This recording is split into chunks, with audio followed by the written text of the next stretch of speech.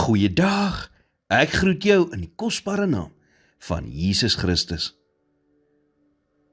Die Bybel sê in Spreuke 19 vers 21, baie planne is in 'n man se hart, maar die raad van die Here, die sal bestaan. Wanneer jy jou hart op iets sit, en dit gebeur nie soos wat jy gehoop het nie, is dit net menslik om teleurstelling te ervaar. In sulke oomblikke is daar twee dinge wat jy in gedagte moet hou. Die eerste ding is, al funksioneer jy op jou beste, is dit wat jy weet nog steeds beperk. Jy mag dalk die eindresultaat sien wat jy graag wil hê, maar ons weet nie altyd noodwendig wat die beste vir ons is nie. God aan die ander kant weet wat die beste vir jou is, en sy plan vir jou lewe stem ooreen daarmee.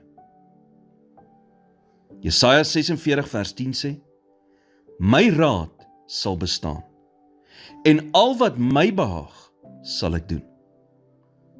Die tweede ding wat jy in gedagte moet hou, wanneer jy jou hart op iets gesit het, en dit gebeur nie soos wat jy gehoop het nie, is, om teen God se wil te werk, lei net na onnodige ompaaie. Om teen God se wil te gaan, is soos om deur 'n soliede muur met 'n vurk te probeer grawe. In plaas daarvan om jou pad uit 'n tronk te grawe jou pad in een in, wanneer jy buite sy wil iets wil forceer. Hoekom iets aanpak wat nie God se wil vir jou is nie? Hy weet tog wat die beste vir jou is. Dit is beter om tydelik teleurgestel te wees, as om met iets in jou lewe op te eindig, wat jy nie kan hanteer nie. Maak dit seker, jy spandeer genoeg tyd in God se teenwoordigheid, sodat jy sensitief sal word vir dit wat hy in en deur jou lewe wil doen.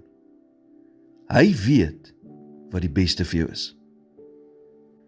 Here, dankie dat U ons liefhet en weet wat die beste vir ons is.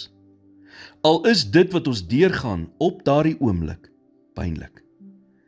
Ons sien slegs 'n gedeelte van die prentjie, maar U sien die hele situasie. En U wysheid is soveel groter as ons sin. Help ons om sensitief te wees vir U leiding. In Jesus naam bid ek dit. Amen.